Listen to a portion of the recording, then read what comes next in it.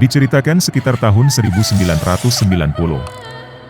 Dua orang remaja bernama Sariman dan Misnari sedang berladang di malam hari. Keduanya berangkat tepat setelah sholat Isya dengan tujuan menunggu hasil panen mereka agar tidak dicuri seseorang.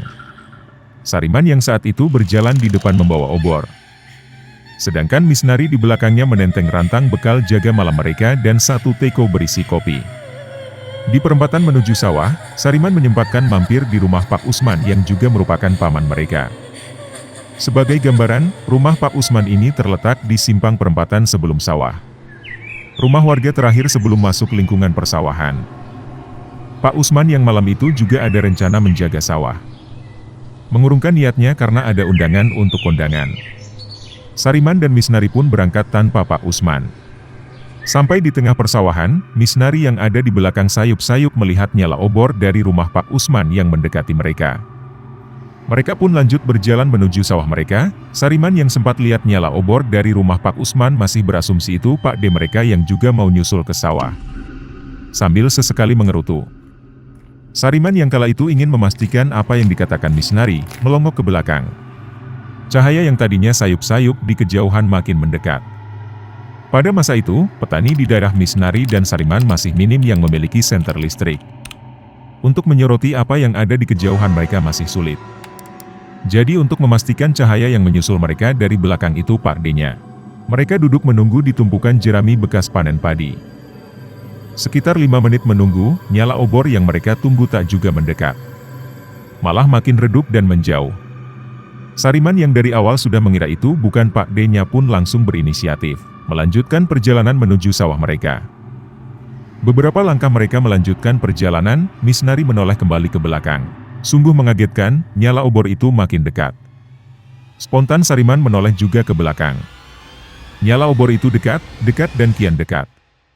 Sangat cepat, sampai tak berselang lama. Nyala obor itu sudah berjarak kira-kira 10 langkah dari mereka. Misnari menegurnya. Bukannya ada jawaban, cahaya yang tadinya seperti obor itu pun kian membesar dan seketika berhenti seakan menjaga jarak dengan mereka. Penasaran, Misnari pun kembali menegur. Masih tak ada jawaban. Sariman yang sedari tadi dia mematung seketika menepuk bahu Sariman sambil berbisik. Men, kita dikerjai ini. Coba kau dekati, Pade apa bukan itu? Keknya orang lain, ditanyai gak ada jawaban. Bisu mungkin. Selangkah Misnari mendekati cahaya tersebut, cahaya itu langsung jatuh di pamantang sawah dan langsung membesar. Nyalanya merambat seakan mengejar mereka. Spontan Misnari yang kaget pun langsung balik arah dan lari. Seta ancuk, setan, bukan Pade. Teriak Misnari lalu lari ketakutan. Sariman yang ikut kaget pun tak sengaja menjatuhkan obor mereka. Ba'a jiha'a, setan upokui, auzubillahi minasyaiton, nirojim. Belum sempat Sariman menyelesaikan Al-Fatihahnya dia terjatuh. Dia terjatuh dalam petak sawah yang lebih rendah dari pemantang yang mereka lewati. Misnari yang masih lari sudah tak lagi memikirkan apa yang terjadi sama Sariman. Yang dipikirkannya, saat ini cuman lari-lari dan lari pokok selamat dari kejaran setan api itu. Misnari lari menerobos petak demi petak sawah, kondisi tanah yang saat itu ditanami padi membuat usahanya berlari terhambat. Tak jauh beda dari Sariman. Misnari yang sempat lari dari kejaran nyala api itu juga terjatuh. Bedanya Misnari jatuh ke kanal pengairan sawah. Tidak diketahui apa yang terjadi dengan Misnari selanjutnya. Sariman yang tadi jatuh di petak sawah ternyata tidak ikutan lari bareng. Dia langsung bangun dan lari berlawanan arah, menuju rumah Pak D-nya. Misnari ditemukan basah kuyup pingsan di pemantang sawah. Ditemukan oleh warga tetangga Pak Usman yang malam itu mencari Misnari setelah Sariman cerita semua kejadiannya ke Pak Usman.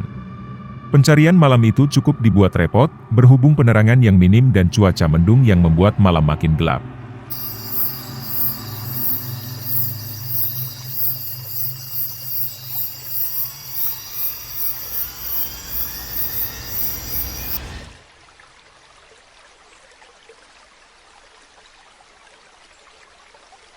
Dua hari setelah kejadian, Misnari masih demam tinggi karena kejadian itu. Dalam keadaan demam, teror hantu api itu masih menghantui rupanya. Di bawah ranjang Misnari terdengar seperti bunyi cangkir seng zaman dulu dipukuli berirama. Seakan dikomando sehingga bunyinya mirip gamelan. Kejadian ini diceritakan Makpar, ibu Misnari. Saat itu kira-kira jam 9 malam. Misnari yang masih demam mengeluh panas di sekujur tubuhnya. Makpar yang bingung dengan keadaan Misnari padahal sudah dikompres tapi masih mengeluh panas berinisiatif mengambil air kompresan baru. Beberapa saat Misnari ditinggal sendirian di kamar, mulai terdengar suara cangkir dipukul. Sekembalinya Makpar ke kamar Misnari, bukannya berhenti. Suara itu malah makin kencang dan berirama. Makpar yang tadinya mengira itu suara tikus pun melongo ke bawah ranjang. Tidak ada tikus, tidak ada cangkir tapi suara itu makin kencang.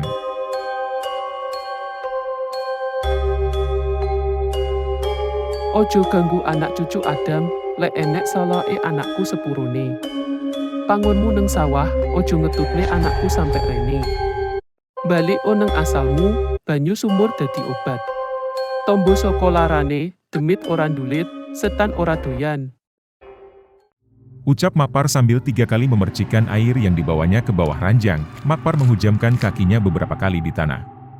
Sesaat kemudian bunyi-bunyian itu berhenti. Kuwi ngono sing ngetotne Misnari arane kemamang. Iso dadi lantaran gendeng ecah iki. Lek gak kuat bocah sujune kok tatek. Begitulah cerita kemamang dari Makpar yang diceritakan ke cucunya. Saat cerita ini ditulis, sosok hantu itu sudah tak lagi populer seperti zamannya, entah kenapa. Mungkin punah atau tak pernah ada memang. Menurut kalian? Komen ya friend. Silahkan subscribe dan nyalakan notifikasinya biar gak ketinggalan cerita teman ngopi selanjutnya. Jangan dengarkan ini kalau kalian penakut, bagikan ke teman kalian biar mereka ketakutan. Sia.